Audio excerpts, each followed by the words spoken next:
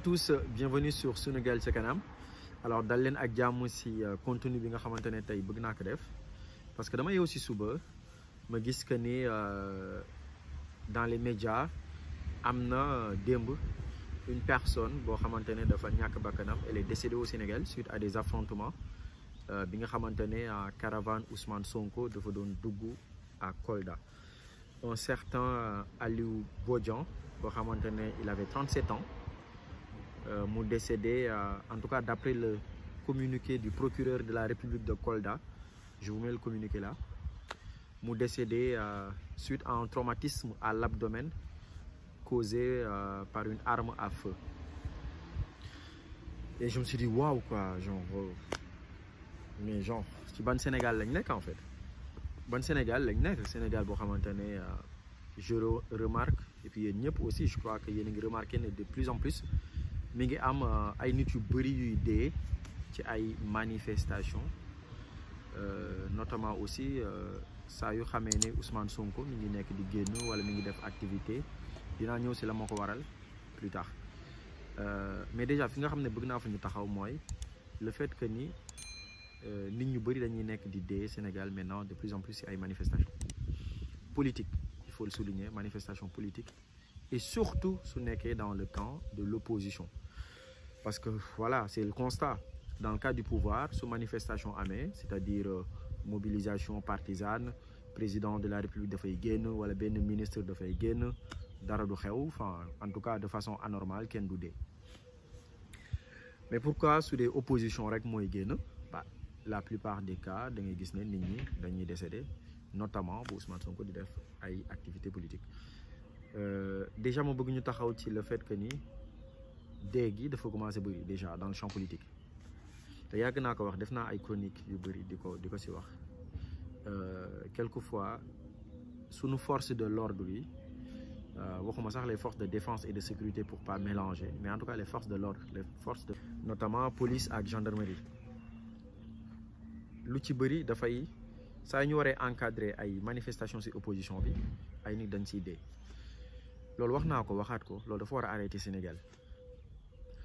Jàpp naa ne ñii dañ leen war a former waat leen parce que c'est inadmissible ay nit di ci dee. C'est inadmissible qu'hier juste parce que caravane politique dafa am ay nit di dee.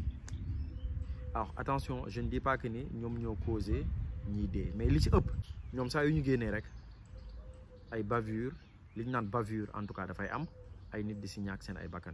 C'est pas la première fois. Amoon na ci Mamadou Diop ci 2011. Amoon na ci mars 2021 presque 14 personnes. Alors encore une fois, attention, les responsabilités elles sont situées, voilà, elles sont partagées plutôt. Mais en tout cas bu ñu gisee daal suñu police ak suñu gendarmerie ñu génn nit ñu bëri dañ ciy ñàkk seen bakkan. Alors encore une fois, attention aussi hier parce que le procureur de la République bu Kolda ci communiqué bi su ngeen ko liree bu baax dafa wax ne dafa am ay véhicules en tout cas des pick-up non immatriculés yoo xamante ne dañu génnoon lu ñu seetlu pour saboter la caravane de monsieur Ousmane Sonko. Mais gis nañu aussi ci image yi les forces de maintien de l'ordre di notamment police wala gendarmerie di tirer ay grenades, voilà, yoo xamante ne c'est assourdissant ci nit ñi wala ay grenades lacrymogènes. Ma jàpp ne tey dañu war a arrêter, surtout Sénégal dañu war a arrêter nit ñi di dee ci ay manifestations. Déjà dañuy woowee Sénégal benn îlot de démocratie en Afrique de l'Ouest. Loolu mooy def apparemment sunu marque de fabrique.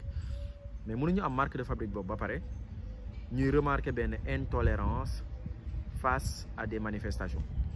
Parce que manifestations yi ay jeunes ñoo ci dee, la plupart su ngeen xoolee ñi décédé ci mars 2021 la plupart ce sont des jeunes. Maanaam ñi ci bëri ñi décédé peut-être àgguñu 35 ans donc wala amuñu sax 40 ans. Donc du coup loolu c'est inadmissible, c'est vraiment inadmissible. Et sunu autorités nag dañu war a def ci ay efforts quoi, vraiment dañu war a def ay efforts. Sunu force publique yi dañu war a def ay efforts yu bëri, notamment police ak gendarmerie. Ba pare intolérance bi ñu am face à la manifestation ñu arrêté ko. Démocratie lenn kese la, expression de la volonté populaire la. L'expression de la volonté populaire du jóge rek ci benn camp, c'est-à-dire du jóge jàpp naa ne warul jóge rek ci camp pouvoir. Parce que encore une fois remarque bi elle est très simple. saa yu président de la république veut bëggee def sortie bëggee def on va dire pas manifestation mais saa yu bëggee def tournée les tournées économiques là du président de la république mën nañ ko woowee des tournées wala des manifestations politiques très clairement amul différence ak li nga xamante ne opposition mi ngi koy def il faut qu'on se dise la vérité donc président de la république saa yu génn ba dara du ko daal voilà te yaakaar naa ni président de la république ci Sénégal avec tous les pouvoirs yi nga xamante ne am na ko ak toutes les forces avec le régime hyper présidentialisme bi ñu nekk saa yu bëggee génn day génn jàpp naa ne président de la république du moom mooy dem naan suivant bien sûr l'article du code pénal du moom mooy dem naan voilà dafay wut autorisation manifestation wala caravane et cetera président saa yu yeewoo xelam dem ci manifestation day dem def ko waaw gis ngeen la dernière fois président de la république dafa génn et c'est normal aussi dans un régime démocratique ah man voilà c'est tout à fait normal dafa génn dem di saafonte ak nit ñi nekk ci otoom ak soxnaam di génn di saafonte ak nit ñi mais loolu caravane la loolu c'est une caravane politique la est-ce que mën nga ko woowee neneen président dafay génn di saafonte mais loolu caravane politique la à un moment donné te jàpp ma ne vraiment nekk na dem wuti autorisation ci préfet wala je ne sais pas voilà ne dama bëgg a génn ak sama soxna dugg sama oto dawal donc loolu buy am ci côté pouvoir kenn du dee gisuñu ay forces de l'ordre wala ay voilà yuy nekk di tirer ay grenades lacrymogènes et cetera donc fi ma bëgg ñu njëkk a taxaw rek ci première partie bi mooy il faut que les morts cessent quoi il faut vraiment que les morts cessent parce qu'à un moment donné moi j'ai envie de me dire c'est comme si nekkatuñu Sénégal nit ñi di dee gratuitement comme ça c'est comme si mais vraiment nekkatuñu Sénégal di jaale mbokk ñi nga xamante ne mooy Aliou Bodian koo xamante ne très jeune 37 ans gis ngeen communiqué bi li mu wax mort par traumatisme ci abdomenam via une arme à feu xam nga arme à feu voilà moo ko tiré moo ko rey donc je trouve que c'est très très dommage qu'on en arrive là dans ce pays c'est très très dommage beneen aspect bi nag mooy ci deuxième partie bi ma bëgg ñu waxtaan jàpp naa ne aussi il faut que le pouvoir se ressaisisse quoi démb seetaan naa benn interview dinaa leen ko defal bu Abdou Karim Fofana nekk l'actuel ministre du commerce le porte-parole du gouvernement du Sénégal di wax ne ñu ngi koy laaj en tout cas ci TV5 est-ce que caravane Ousmane Sonko dina yegg Dakar mi ngi naan mën na yegg su dee Ousmane Sonko respecte na les lois et règlements ça veut dire que ni maa ngi sous-entendre et aussi peut-être que ni mën na am mu nekk éventualité que ni caravane Ousmane Sonko du yegg parce que tout simplement peut-être que mën nañu arrêter caravane bi wala ñu jàpp Ousmane Sonko wala tout simplement ñu seppiwaat ko ci caravane bi jël ko en tout cas les forces de l'ordre jël ko yóbbu ko directement à Dakar et là je trouve que c'est très dommage aussi parce que su wax dëgg yàlla rek amee Ousmane Sonko mooy tey opposant politique bi nga xamante ne su nekkee di génn ba da ngay gis police wala gendarmerie di tirer ay grenades ci convoi wam loolu quand tu es quelqu'un qui est épris de paix et de justice quand tu défends des valeurs d'égalité de justice et de droit parce que droit mooy li nga xamante ne mooy permettre société bi ñëpp nekk voilà d'égale dignité ñëpp yem booy défendre ces valeurs là ak de quelque bord que tu te situes quelque bord bi nga mënti nekk loolu mënoo ko nangul ñi nga xamante ne ñooy nekk les détenteurs de la force publique loolu c'est pas normal que Ousmane Sonko tey saa yu génnee gars yi di tirer ay grenades ci convoi ba pare loolu mooy occasionner des fois benn trouble sax à l'ordre public parce que à la fin j'ai envie de dire suñ ko bàyyee mu def caravane am dem Dakar génn saafonte ak ay nitam je pense pas que ni ay nit dinañ dee quoi mais boo xoolee depuis que mu jugee Ziguinchor voilà après mën nga d'accord bañ d'accord ak Ousmane Sonko mais man je reste dans les principes en fait dans les principes de droit et de justice sociale surtout parce que boo nee justice sociale rek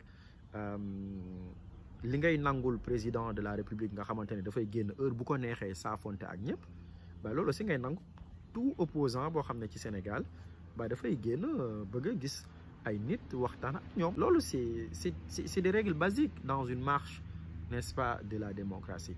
mais mënuñu koy nangul les personnes ñi nga xamante ne dañ bokk ci nguur gi ba pare di ko bañal les personnes yi nga xam ne dañ nekk ci opposition bi. parce que ñi nekk ci nguur gi, que ça soit nga nekk ministre, que ça soit nga nekk DG, chaque jour ñu gis gars yi di organiser ay manifestations. Et puis c'est normal. C'est ça la charme de la démocratie et c'est ça qui fait avancer notre République. Et c'est ça qui fait avancer certainement les mentalités di gis yeneen programme, gis yeneen vision ci politique. Donc lu tax ñuy bañal yeneen parti aussi ñuy wane seen vision ci politique ci Sénégal. Je pense qu'il faut qu'on se pose et qu'on réfléchisse à ces dynamiques-là. Et donc voilà, jàpp naa ne Ousmane Sonko aussi gars yi war nañ ko bàyyi mu doxal affaire am, doxal ay caravane am. Su bëggee jóge Ziguinchor dem ba Dakar, mais ñu bàyyi ko. Mais li ñuy gis quand même, c'est de l'acharnement pur et dur. C'est de l'acharnement parce que sooy acharnement mooy rek nga topp nit ki topp ko di ko teg métit di ko teg métit. Gis nañ démb voilà à la fin bi nga xamante ne mi ngi jóge Ziguinchor, les forces de l'ordre ni ñu ko quadriller bu doon sax dañ ko topp voilà pour encadrer le truc, tout se serait très bien passé.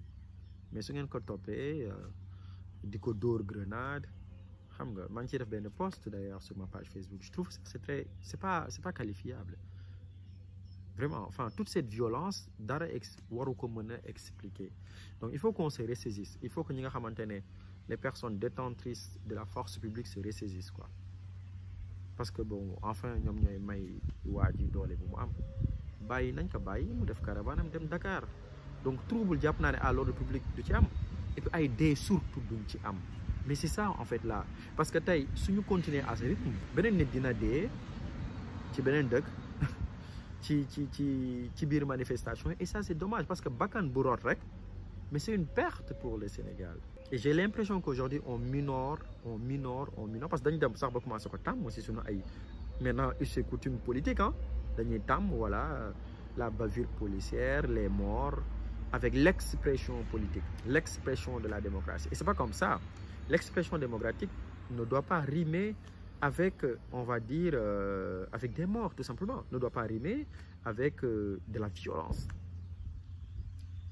Voilà, donc là, à mon vraiment, c'est mon coup de cœur ce matin, parce que quand je me suis réveillé, j'ai vu l'information, j'ai vu le décès de M. Aliou Bodian, paix à son âme, et je ne pouvais pas rester insensible par rapport à ça.